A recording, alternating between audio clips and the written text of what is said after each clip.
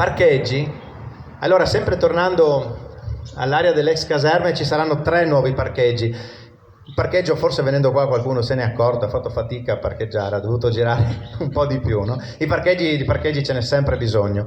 Allora, nell'area delle caserme ci saranno 3 nuovi parcheggi, uno di fronte alla nuova scuola, uno davanti alla piscina, per metà dedicato agli utenti della piscina e metà proprio aperto al pubblico, e un altro di fronte al nuovo distretto sanitario. E in più ce ne sarà un altro collocato all'incrocio tra via della Ciura e via Capoia, di fronte al campo di calcio.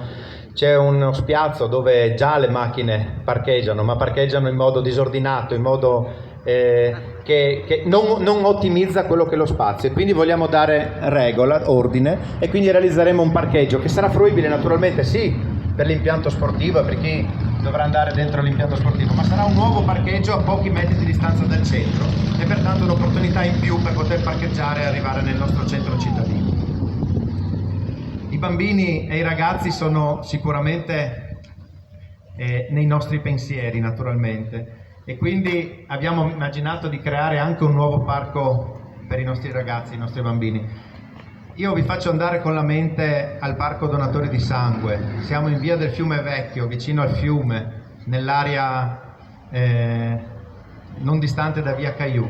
Questo è un bellissimo parco verde, una grande area che vogliamo dedicare in parte ai bambini e ai ragazzi e in parte agli adulti. È qui che immaginiamo di creare un nuovo parco attrezzato con giochi per bambini e ragazzi e anche delle strutture per allenamento, perché se c'è una cosa che abbiamo capito in questi 2 anni è che ci sono tante persone che fanno sport anche all'aperto e tante persone che ci hanno chiesto: metteteci a disposizione delle strutture per poterci allenare. E quindi abbiamo intenzione di creare un percorso salute che non sia un percorso salute in un'area ristretta, ma un percorso salute che coinvolga tutta Cervignano e tutte le frazioni. E quindi se qualcuno avrà piacere di fare una corsa e di fermarsi in diversi punti della città, potrà farlo perché posizioneremo in diversi parchi delle strutture che si chiamano, così mi hanno detto perché come si può vedere non sono proprio un atleta mai, si chiamano calisthenics. Sono delle strutture che gli atleti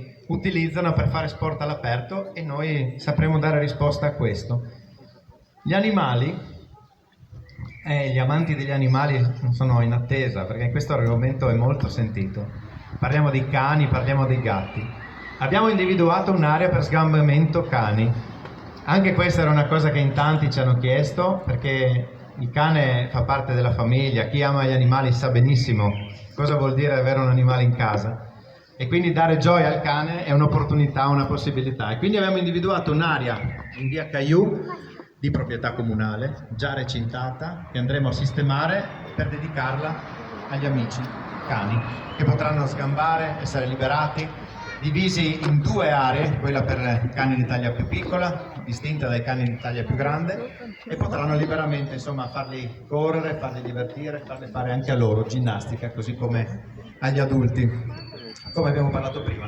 E la realizzazione di un'oasi felina che invece abbiamo individuato in un'altra area di proprietà comunale, a Scodovacca, all'incrocio tra via della Ferrovia Vecchia e via Grado. Anche qui una struttura che riteniamo possa essere adatta per poter ospitare la parte felina dei nostri abitanti della città. Poi abbiamo introdotto un'altra cosa, parlando del centro, dei parcheggi prima.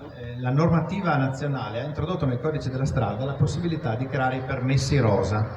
Non so se ne avete sentito parlare. Sostanzialmente questi sono dei simboli, dei contrassegni che vengono rilasciati alle mamme in dolce attesa e ai genitori con figli con meno di 2 anni, che potranno parcheggiare gratuitamente in tutte le aree a pagamento e senza limiti di tempo nelle aree con sosta a tempo, ma non a Cervignano, in tutta Italia. Quindi il cittadino di Cervignano che prenderà il permesso rosa perché ha un bambino di 1 anno potrà andare in qualsiasi altra città, posizionare la propria macchina in un'area a pagamento senza pagare, grazie a questo permesso rosa che è nostra intenzione rilasciare. Credo che sia una bella cosa.